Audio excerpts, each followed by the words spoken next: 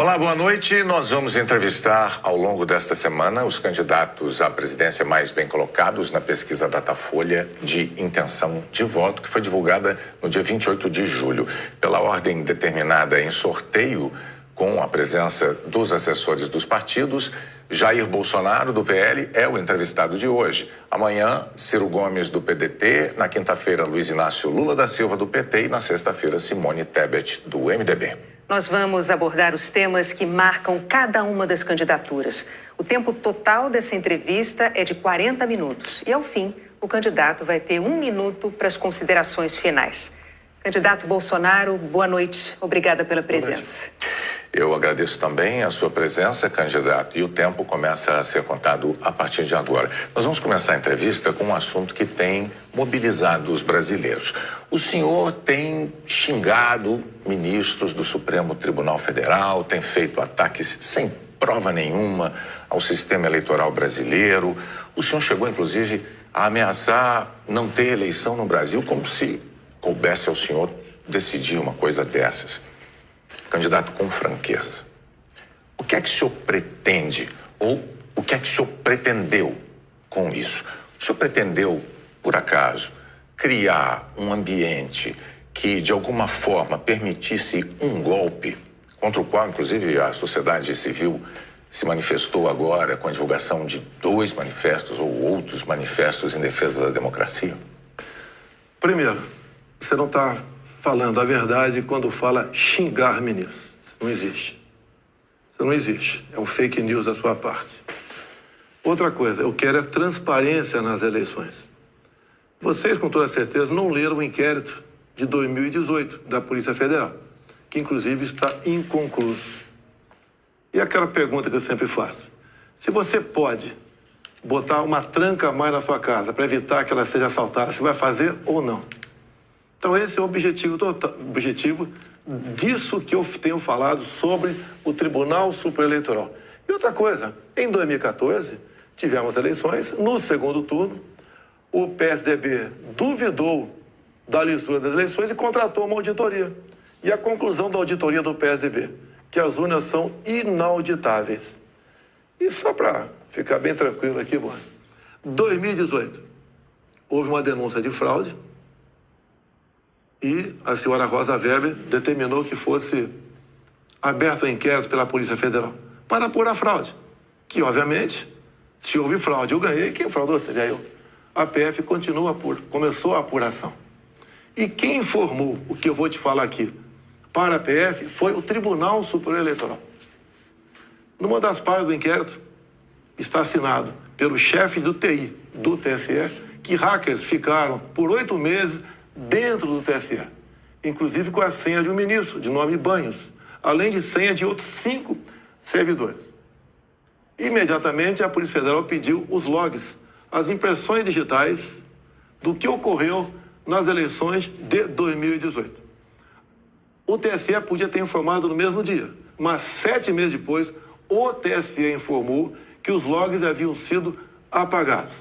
Então, a grande interrogação é exatamente essa daí. Nós queremos evitar que dúvidas pairem por ocasião das eleições agora desse ano. Nada mais além disso. É curioso que o senhor se refira a esse episódio, porque o senhor, inclusive, foi acusado de ter divulgado informações sigilosas de investigações inconclusivas. Mas sobre a transparência que o senhor afirma defender das urnas, órgãos fiscalizadores como o Tribunal de Contas da União, a Advocacia Geral da União, associações de juízes, associações de juristas, associações de delegados da Polícia Federal, todos já atestaram a segurança das urnas eletrônicas. Eu vou além. A transparência e a segurança das urnas eletrônicas tem sido motivo de orgulho da maioria da população brasileira. Agora, o senhor começou a sua resposta afirmando que eu tinha cometido fake news. Em nome da verdade, candidato, o senhor xingou ministro do Supremo de canalha. O senhor fez isso com o microfone. Então, e ele vinha fazendo contra mim. Mas, candidato, eu lhe perguntei qual era o seu propósito. Lembra a pergunta que eu fiz ao senhor? Qual era o seu propósito? Falou ministro. Foi um ministro específico. Senhor, Tá ok? Tá refeita aqui a dúvida? Mas não, é que o senhor disse que eu cometi fake news.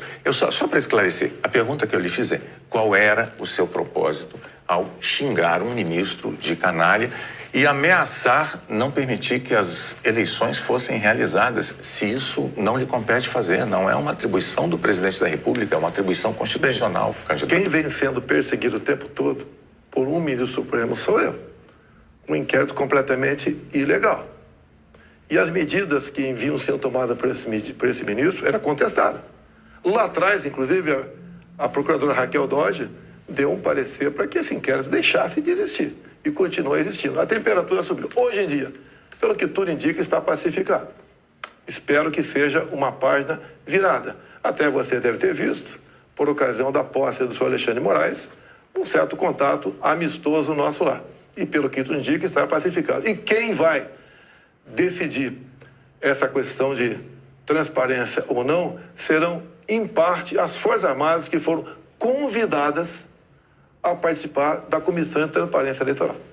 As Forças Armadas são uma das partes, né, desse grupo que analisa a segurança. A grande questão não é nem a presença das Forças Armadas, candidato. A grande questão que se dá é que o senhor se coloca como patrono das Forças Armadas e a forma como o senhor ataca o sistema eleitoral é que causa ruído e que causa uma certa intranquilidade no ambiente. Teremos eleições, o ministro Alexandre de Moraes acabou de assumir. Amanhã ele tem um encontro, pelo que me parece, um encontro com o ministro da Defesa para tratar desse assunto sobre transparência eleitoral. Eu tenho certeza que o ministro Alexandre de Moraes vai conversar e chegar a bom termo essa questão de eleições. Agora, precisei provocar para que chegasse a esse ponto. Pode ter certeza que vão ter eleições limpas e transparência no corrente ano. O senhor costuma dizer que defende a liberdade, mas a impressão que dá quando a gente vê manifestações de apoiadores seus é de que nem todos têm a mesma percepção daquilo que o senhor defende, porque é muito comum vermos apoiadores seus defendendo medidas absolutamente inconstitucionais. Fechamento do Congresso, fechamento do Supremo Tribunal Federal, golpe militar, intervenção militar com Bolsonaro, essas coisas são ditas. Inclusive tem uma frase que é muito ouvida também nessas manifestações por parte desses grupos que é: eu autorizo. No entanto, o senhor não os desautoriza, candidato. Isso não é uma sinalização ruim dessa parcela de apoiadores? Você vê as manifestações nossas sem qualquer ruído, uma lata de lixo sequer virada nas ruas. Eu considero como liberdade de expressão. Essas, artigo 142. O que é artigo 142? É um artigo da Constituição, que eu não entendo da maneira como alguns pouquíssimos entendem. Quando alguns falam em fechar o Congresso, é liberdade de expressão deles, eu não levo para esse lado.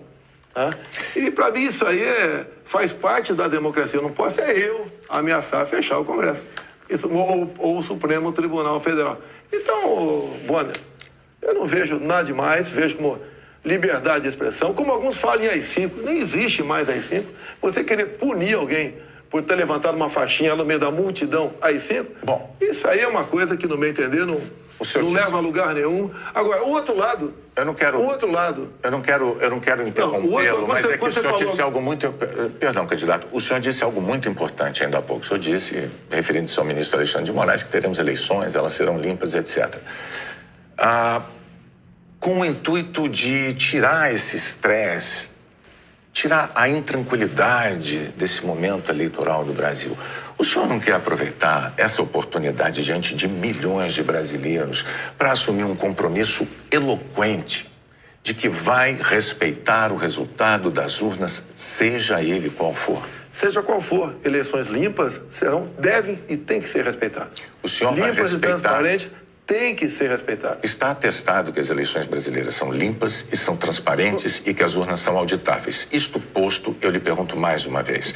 O senhor vai assumir um compromisso diante de milhões de brasileiros de respeitar o resultado das urnas e estimular os seus seguidores a fazer o mesmo, candidato? Serão respeitados os resultados das urnas desde que as eleições sejam limpas e transparentes.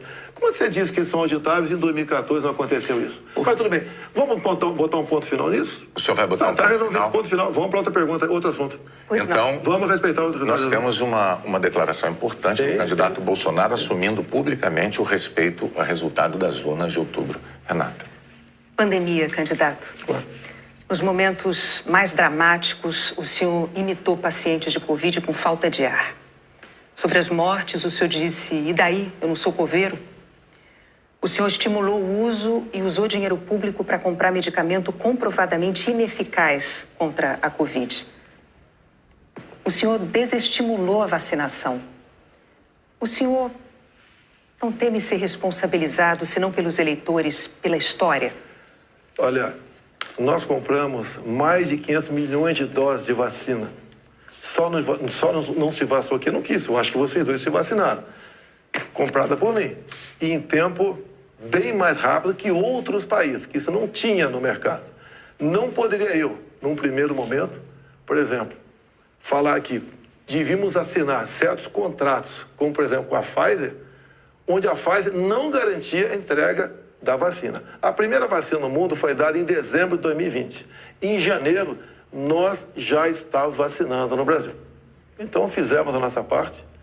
E o grande erro disso tudo foi um trabalho forte da grande mídia, entre eles a Globo, desestimulando os médicos a fazerem o tratamento precoce, que isso é conhecido como uma liberdade do médico. Quando algo é desconhecido, como até hoje é desconhecido ainda os efeitos, possíveis efeitos colaterais da vacina, desaconselhar, inibir, ameaçar, caçar o registro de médicos. Isso que foi errado feito durante a pandemia. Mas, candidato, o senhor desestimulou a vacinação. Isso não tem nada a ver com liberdade. O senhor chegou a dizer que quem tomasse a vacina poderia virar jacaré. Mas o senhor associou a vacinação ao vírus da AIDS. E mais, quanto às vacinas, a Pfizer esperou 93 dias por uma resposta quando a empresa procurou o governo para tratar de vacina. A Coronavac, o senhor desautorizou o ministro e chegou a suspender a compra da vacina. Não houve suspensão da minha parte. A questão da Pfizer. No contrato da Pfizer estava escrito: não nos responsabilizamos por qualquer efeito colateral. Outra coisa, a Pfizer não apresentou quais seriam os possíveis efeitos colaterais. Eu usei uma figura de linguagem. Jacaré. Figura de linguagem? Sim. Você acha que é o caso de brincadeira? Não é brincadeira isso. Isso faz parte da literatura portuguesa. Então, brincadeira é, num momento difícil para o Brasil, a imprensa desautorizar os médicos pela sua liberdade de clinicar. Esse foi o grande problema. E outra coisa, eu não errei nada do que eu falei. Eu falei no início da pandemia que nós devíamos tratar dos idosos, pessoas com comorbidade, e o resto da população trabalhar. Isso eu falei e não errei. Hoje, muitos países já falam que o lockdown foi um erro, que as pessoas se contaminavam muito mais em casa do que nas ruas. E outra coisa, se falava em fazer o que o lockdown? Lockdown 1 mês, 2 meses no máximo para achatar a curva. Durou mais de um ano o lockdown. E até hoje continua gente falecendo por Covid. Ou seja, o lockdown serviu sim para atrapalhar a nossa economia e contaminar mais pessoas ainda em casa. Candidato, mas as medidas socioeconômicas importantíssimas, elas foram adotadas por governos no mundo inteiro justamente para sustentar o fique em casa no pico da pandemia, fique em casa se puder. Para que as pessoas pudessem proteger a própria vida e, ao mesmo tempo, receber um amparo econômico. Para evitar o colapso dos hospitais, aliás, como nós vimos em Manaus. Pessoas morrendo com falta de oxigênio por um erro de logística e gestão do seu ministro da Saúde. Negativo. Menos de 48 horas estavam chegando já cilindros lá em Manaus. Lá foi uma coisa atípica, anormal, que aconteceu de uma hora para outra. Menos de 48 horas, cilindros começaram a chegar em Manaus de alguns pontos do Brasil. Fizemos a nossa parte em Manaus. Não faltou da nossa parte recursos bilionários para governadores e prefeitos enfrentarem a Covid, construírem hospitais de campanha. Então fizemos a nossa parte. Raros países do mundo que fez algo melhor do que nós fizemos. E o resultado, até o OMS reconhece isso daí. Fizemos a nossa parte. O senhor mencionou 48 horas, o fato é que Manaus ficou uma semana, mais de uma semana, 9 dias, sem receber o apoio das pessoas com falta de oxigênio nos hospitais. Não é verdade isso. Agora, não é verdade. Candidato, sobre o seu comportamento, com as frases que eu mencionei, imitando pacientes com falta de ar, muitos viram isso como um sinal de falta de compaixão. Eu queria que você botasse no ar eu imitando falta de ar. Realmente... Mas falta de compaixão... Bom, então você começou a mudar. Desculpe, você começou a mudar, tudo bem. Eu completar a minha frase. Muitos viram isso como uma falta de compaixão, de solidariedade com os doentes, com as vítimas, com os parentes das vítimas. O senhor se arrepende? A solidariedade, eu me manifestei conversando com o povo nas ruas, visitando a periferia de Brasília, vendo pessoas humildes que foram obrigadas a ficar em casa sem ter um só apoio do governador ou prefeito. Isso que aconteceu. E nós fizemos exatamente o quê? Demos o auxílio emergencial imediatamente. 68 milhões de pessoas humildes começaram a receber o auxílio emergencial. Eles estavam condenados a morrer de fome dentro de casa. O senhor não se arrepende das declarações? Ou ir para as ruas, fazer o que não queriam. Poderiam ter um caos na rua, caos porque pessoas com fome iam para a rua. Criamos imediatamente o auxílio emergencial. Fizemos a nossa parte. Demos tanto dinheiro para governadores e prefeitos que a gente não tem notícia de eles terem atrasado folha de pagamento ou até mesmo 13º. E quando tivemos a oportunidade de investigar fraudes, aquela CPI do circo feita por Renan Calheiros, Omar Aziz e Randolfo Rodrigues, não quiseram investigar os desvios de recursos enviados para 9 governadores do Nordeste. Fizemos a nossa parte e tratei com muita seriedade essa questão. Agora, não adotei o politicamente correto. Não estimulei. Inclusive, o que eu falei é que quando foi decidido o que era essencial, o trabalho essencial, eu falei, deve ser todo aquele necessário para o homem ou a mulher levar o pão para dentro de casa. A própria MS concordou comigo nessa questão. Então o senhor chama isso de politicamente incorreto? O senhor não se arrepende do seu comportamento, das frases que fez, imitando pessoas com falta de ar, como solidariedade com as famílias que sofreram? Você acabou de falar que eu não imitei falta de ar e voltou a falar em falta de ar novamente. Você voltou a falar em falta de ar novamente. 700 mil mortos. A minha pergunta é muito específica. O senhor se arrepende Lamento as mortes. disso? Não tem que não perder um parente, um amigo. Lamento as mortes. Agora, não poderia ser tratada a Covid da forma como começou a ser tratada. E quando você fala em tratamento precoce, lembre-se que no protocolo do Mandetta tinha o tratamento precoce lá, mas só em casos graves, onde eu não concordei com ele. No início, o protocolo do Mandetta era vá para casa. Quando sentir falta de ar, procura um hospital. Eu falei, procurar para quê se não tem remédio? E não tinha vacina também naquele momento. Bom, vamos falar de economia? Eu só queria observar, a Renata não retirou observação sobre o fato de o senhor ter imitado pessoas com falta de ar. Ela disse... Não. Ela disse que o senhor imitou gente com falta de ar e que faltou também a solidariedade. Foram as duas coisas. E o senhor não respondeu mas, candidato, o senhor já deixou claro que o senhor acha que mais brasileiros se contaminaram por ficar dentro de casa sem se expor... Não, o senhor disse isso. Nova York, mostra isso aí. O senhor disse isso. Então, vamos agora para a economia. Dentro de casa que fora de casa. Vamos para a economia. Vamos para a economia, que é um tema que o senhor também gostaria de abordar certamente. Em 2018, como candidato, o senhor disse assim, numa entrevista: eu sei do que é que o povo precisa. Inflação baixa, taxa de juros menor, dólar menor. Aí veio o seu governo, os juros básicos da economia dobraram, a inflação mais que dobrou, o dólar que estava em R$ 3,90 está em mais de R$ 5,00. É verdade que tudo isso se deu num cenário de pandemia e num cenário também de guerra na Ucrânia. Ocorre que esse cenário não mudou, não é? A pandemia não acabou, infelizmente, e a guerra da Ucrânia é uma realidade ainda. Pergunto, candidato, qual é o seu plano, uma vez reeleito, para cumprir num segundo mandato as promessas que o senhor fez em 2018 para a economia? Primeiro, as promessas foram frustradas pela pandemia, por uma seca enorme que tivemos no ano passado e também pelo conflito da Ucrânia com a Rússia. Se você pegar os dados de hoje, você vê o Brasil como talvez o único país do mundo com uma deflação. Um país onde vai ter uma inflação menor do que, por exemplo, a Inglaterra, menor que os Estados Unidos. Você vê também que a taxa de desemprego tem caído no Brasil. os números da economia são fantásticos, levando-se em conta o resto do mundo. Nós não podemos... Se fosse apenas o Brasil com esses problemas, eu seria o responsável. O que nós pretendemos fazer? É continuar exatamente na política que estamos fazendo desde 2019. A grande vacina a favor da economia em 2019 foram reformas, como, por exemplo, da Previdência. Foi, por exemplo, a Lei da Liberdade Econômica. Foi a modernização das NRs, das normas regulamentadoras. Milhares de normas nós deixamos de lado, nós revogamos. Então, a grande reforma da economia foi feita, a grande vacina foi feita em 2019, que fez com que nós pudéssemos suportar 2020. Nós pegamos 2020 e 2021 e tivemos um saldo positivo de quase 3 milhões de empregos no Brasil. Diferente de 2014 e 2015, que tivemos uma perda de quase 3 milhões de empregos no Brasil. Isso é sinal do quê? Competência da equipe econômica. Programas, como por exemplo o Pronamp e o BEM, preservaram mais de 10 milhões de empregos no Brasil. O próprio auxílio emergencial, num primeiro momento R$600, fez com que a economia, em especial nos pequenos municípios, o município não colapsasse. Então essas medidas, entre outras, fizeram a gente romper 2020 e 2021. 22, quando veio a guerra agora, problemas nós tivemos. Fui na Rússia negociar fertilizantes com o presidente Putin.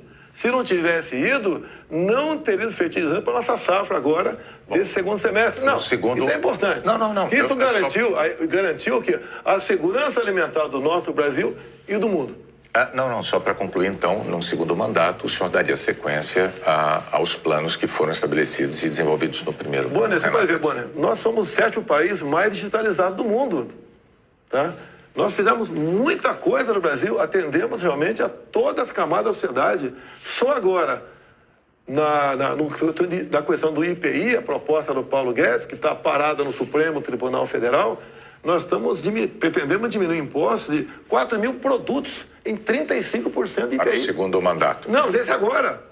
É que a proposta parou no Supremo Tribunal Federal. Há semanas. Agora, senhores, para que a gente possa abordar... Mas começou há 2 meses a redução de IPI, não foi de agora? Para que nós possamos abordar nessa entrevista o maior número de temas, vamos prosseguir, vou falar sobre meio ambiente. Em 2020, o seu então ministro do Meio Ambiente, Ricardo Salles, disse que era para aproveitar que a imprensa toda estava focada na cobertura da pandemia para ir desregulamentando as leis ambientais, o que ele chamou de passando a boiada. Fato é que, no seu governo, a taxa anual de desmatamento da Amazônia deu um salto, é a maior em 15 anos. O senhor continua apoiando essa política de desregulamentação? Olha, você tem que pensar que na Amazônia você tem quase 30 milhões de habitantes lá. Tem 30 milhões de brasileiros na Amazônia. Primeira preocupação é essa. Outra, qualquer propriedade lá tem que preservar 80% e pode usufruir de 20%. Eu tentei, nos primeiros 2 anos de mandato, fazer a regulação fundiária, para saber, por exemplo, qualquer local desmatado ou com foco de calor, de quem é o CPF daquela propriedade. O presidente da Câmara não colaborou para botar essa proposta avante. Agora, quando se fala em Amazônia, por que não se fala também agora na França, que há mais de 30 dias está pegando fogo? A mesma coisa está pegando fogo na Espanha e Portugal. Califórnia pega fogo todo ano. No Brasil, infelizmente, não é diferente. Acontece. Grande parte disso aí, alguma parte disso aí é criminoso, sei disso. Outra parte não é criminoso. É o ribeirinho que toca fogo ali na sua pequena Uma coisa propriedade. É incêndio natural, outra coisa é o desmatamento. O Pantanal Sul-Mato-Grossense é comum pegar fogo de forma espontânea. Agora, candidato, a favor das críticas dos especialistas à sua política ambiental, tem os números. No seu governo, a taxa anual de desmatamento da Amazônia saltou de 7.500 km² em 2018 para 13 mil ano passado.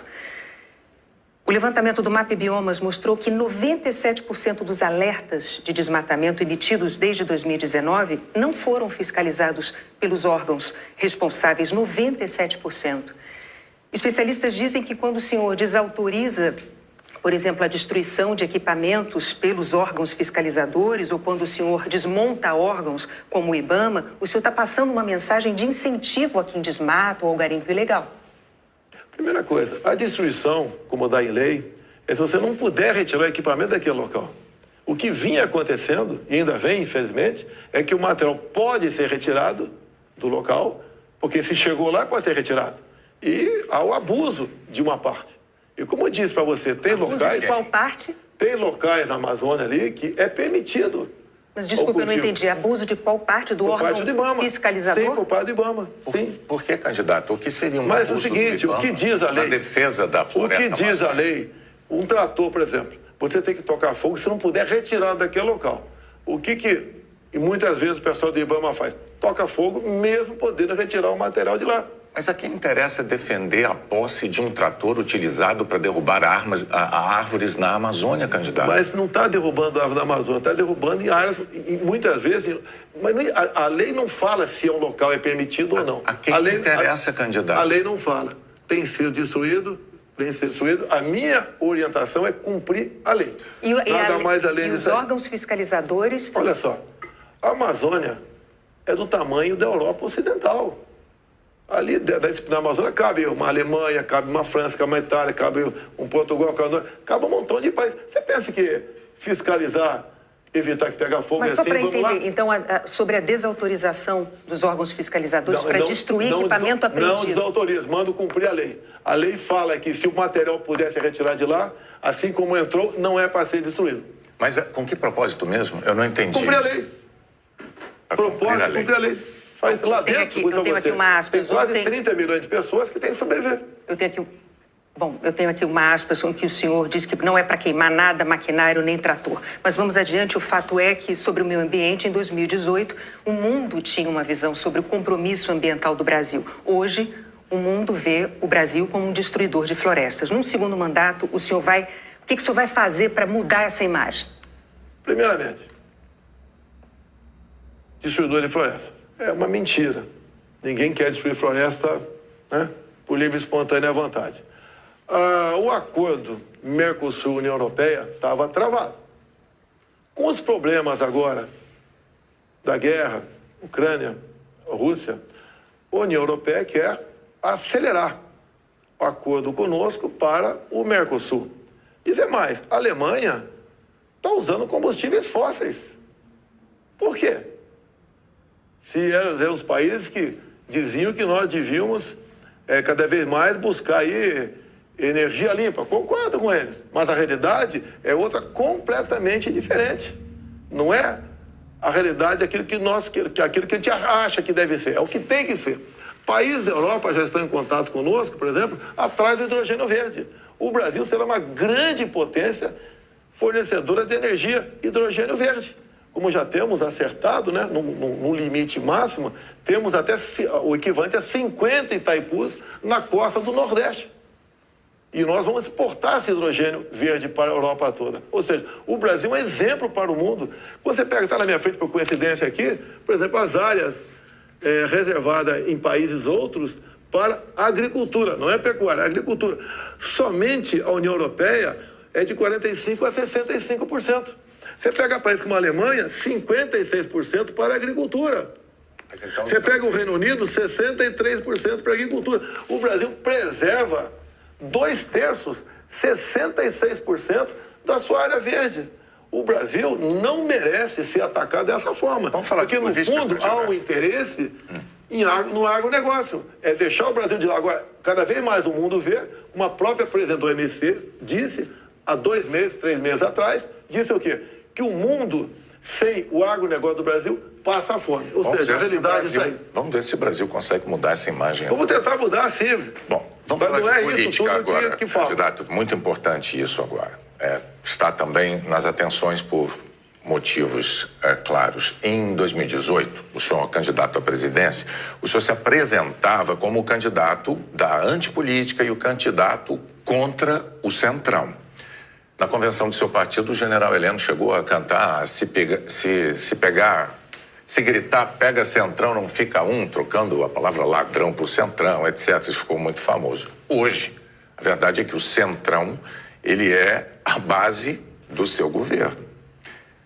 Na semana passada, quando o senhor estava saindo lá do Palácio da Alvorada, inclusive o senhor enfrentou lá um incidente com aquele youtuber que foi cobrar do senhor essa aliança do seu governo com o Centrão.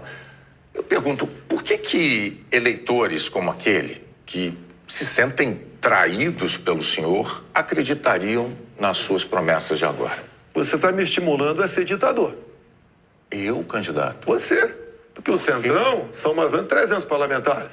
Se eu deixá-lo de lado, eu vou governar com quem? Não vou governar com o parlamento. Então você está me estimulando a ser um ditador. São 513 deputados.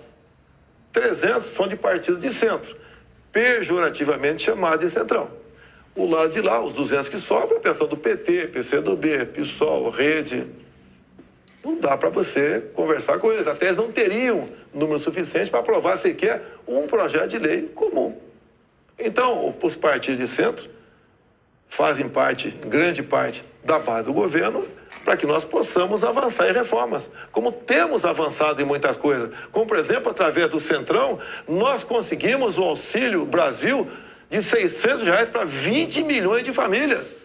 Dá para imaginar isso? E olha só, os partidos de esquerda votavam contra o parcelamento dos precatórios, que era condição para a gente dar lá atrás R$400 de Auxílio Brasil para esses mais necessitados. Então o PT votou contra o Auxílio Brasil de 400. Não, votou contra a questão dos precatórios. Do parcelamento, que sem parcelamento você não tem como conseguir recurso no orçamento para pagar os 400. Assim como agora o PT também votou contra, tá? Ou melhor, discursou contra os R$600 e votou favorável. A questão política, assim como a questão de poucos meses, para diminuir o preço da gasolina no Brasil, todos os senadores do PT votaram contra a redução de semestre no Senado. Agora vamos lá, candidato. Agora, como é que eu vou trabalhar com o parlamento sem os partidos de centro? Mas a questão, o senhor disse que eu estou estimulando o senhor a ser ditador. Está estimulando, sim. Por favor, candidato. Não, longe de mim, não, eu não estimulei nada. É que a questão é a seguinte. Em 2018, o senhor chegou a dizer, até com propriedade, que governos anteriores tinham feito alianças com o Centrão. Mas o senhor disse criticamente que esses governos anteriores tinham feito nomeações com interesse político partidário e que isso tinha tudo para dar errado. O senhor chegou até a concluir assim: por isso eu não integro o Centrão. Mas recentemente, há dias, o senhor, com muita naturalidade, disse assim: eu sempre fui do Centrão, eu vim do Centrão. Aí eu tenho que perguntar ao candidato, em nome da clareza para os eleitores, em qual dessas duas afirmações o eleitor deve acreditar? O senhor sempre foi do Centrão? Ou o senhor, como disse em 2018, diz: eu nunca fui do Centrão por esse motivo? No meu tempo não era Centrão, não existia Centrão. Como assim? No meu tempo, esses partidos que eu já integrei não eram tidos como partido central. Agora, o importante, Boni, o importante. Nós estamos num governo sem corrupção. Eu indiquei ministros pelo critério técnico. Eu não aceitei pressões de lugar nenhum para escalar ministros. Qual governo teria o ministro padrão Tarcísio de Freitas na infraestrutura? Padrão Marcos Pontes na ciência e tecnologia? Padrão a Tereza Cristina na agricultura. Padrão Gilson Machado no turismo, uma pessoa desconhecida até chegar no meu governo. Padrão Onick Lorenzoni, que eu considero como um coringa meu. Padrão Braga Neto, que esteve na defesa. Ou seja, padrão Salles, uma pessoa excepcional. Padrão atualmente o ministro Juca, do meio ambiente. Então essas pessoas que deram um impulsionamento ao governo.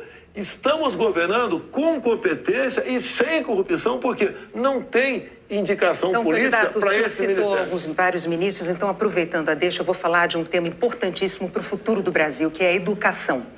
No seu governo, o senhor indicou 5 ministros diferentes. Um deles caiu justamente por um escândalo de ter beneficiado pastores com dinheiro da educação e diz que foi a seu pedido no caso de um dos pastores. Qual é a dificuldade de escolher um bom ministro da educação? Por muitas vezes, depois que a pessoa chega, a gente vê que ela não leva jeito para aquilo. Não foi só da educação. Ele teve acusação. Ele teve morte de prisão. Ele foi preso, inclusive.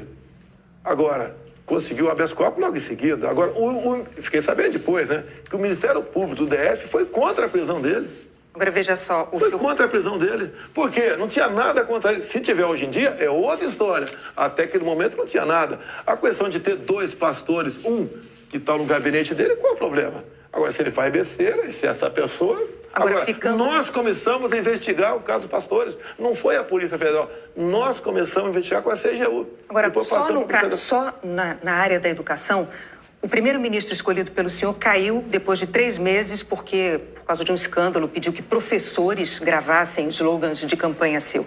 O segundo ministro praticamente fugiu do Brasil depois de ter insultado ministros do Supremo. O terceiro ministro nem chegou a assumir porque maquiou o próprio currículo. O quarto ministro envolvido num escândalo de corrupção. Quais são os critérios que o senhor usa para escolher um ministro de uma área tão vital para o futuro do país? As pessoas se revelam quando chegam. Atualmente, eu tenho um excelente ministro da Educação. Acontece, igual um casamento, muitas vezes. Mas o senhor concorda que essa alta rotatividade prejudica o ideal era não ter vários... O ideal era não ter rotatividade nenhuma, mas acontece. Outros ministros foram trocados também. Bom, por vários motivos. Agora, depois desse escândalo do MEC... Que escândalo do MEC, Bonner? A saída do ministro... Mas a saída é escândalo, MEC? Não é escandaloso, candidato. Sim. Um ministro destinar dinheiro da educação para 2 pastores, dizendo que o presidente da República indicou um deles... Cadê o duto cadê o duto do dinheiro vazando ali? Cadê o dinheiro? Candidato, não sabemos. Cadê o dinheiro aparecer? Você não sabe? E está me acusando? Não, está acusando o Milton por isso? O senhor tem todo o direito de achar que não foi um escândalo. Nós vamos adiante. Depois do caso do ministro Milton Ribeiro no MEC, o senhor atenuou um pouco o seu discurso de que não havia corrupção no seu governo. Antes não tinha corrupção. Hoje, o senhor diz que os casos pipocam. Os casos pipocam de corrupção no seu governo. Bom, ao mesmo tempo, vão se acumulando denúncias de interferências suas na Polícia Federal, que é um órgão de Estado, não é um órgão de governo, e um órgão de Estado que o senhor prometeu prestigiar. Como é que o senhor explica para o eleitor essa mudança da sua postura da eleição de 2018 para cá, candidato? Primeiramente, quem me acusou de interferência na PF foi o ex-ministro Sérgio Moro. Falou que a prova da interferência estava numa sessão reservada nossa. Bem, eu não queria, a sessão foi gravada, eu não tinha obrigação de entregar ali a fita. O senhor teve 4 diretores gerais da Polícia Federal e a cada mudança... Eu não tinha obrigação de entregar a fita. Entreguei a fita. Foi revelado, até com muitos palavrões na reunião de ministros. Não acharam nada. O que acontece? Eu, quando entrego o ministério para alguém, eu dou o ministério para aquela pessoa agir. Tá? A Polícia Federal, com a saída do Sérgio Moro, melhorou e muito na apreensão de drogas, na apreensão de numerários, tá? Em operações, melhorou muito. Em armamento, melhorou. E as pessoas vão mudando. Por exemplo, quando o André Mendonça saiu, porque ele foi para o Supremo Tribunal Federal, eu não considero uma saída da paz dele. Atualmente, temos um delegado da Polícia Federal à frente do Ministério da Justiça. Agora, ninguém comanda a PF, Bonner. Se pudesse comandar, o Lula teria comandado, a Dilma, o Temer, seja lá quem for. Ninguém consegue comandar a Polícia dessa forma, como você está falando aí. É que a Associação dos Delegados da Polícia Federal divulgou recentemente um documento com críticas, né? Eles afirmaram que o senhor e a sua equipe de governo trouxeram desgaste, eu estou lendo aqui os termos dele, trouxeram desgaste à imagem da instituição Polícia Federal e também prejuízos para os policiais federais. E que falas suas, candidato, jogaram desconfianças sobre a autonomia e sobre a imparcialidade da Polícia Federal, que goza de autonomia já há alguns anos, como ninguém poderia negar. Qual é a sua posição, então, diante de um documento com uma queixa, uma acusação como essa da Associação Nacional dos Delegados? Então, primeiro, eles acabaram de confirmar que não tem interferência, que gosta de autonomia. Outra coisa, peraí, eles acabaram de mostrar para mim que não tem interferência, gosta de autonomia. Eles dizem que, então, eles dizem que o senhor jogou, as suas palavras jogaram desconfiança sobre a autonomia da PF, candidato. Não. Acabaram de falar que eu estou certo. Não tem interferência lá. Contrário. Outra coisa, eles queriam uma reestruturação de carreira agora. Eu achei até justo.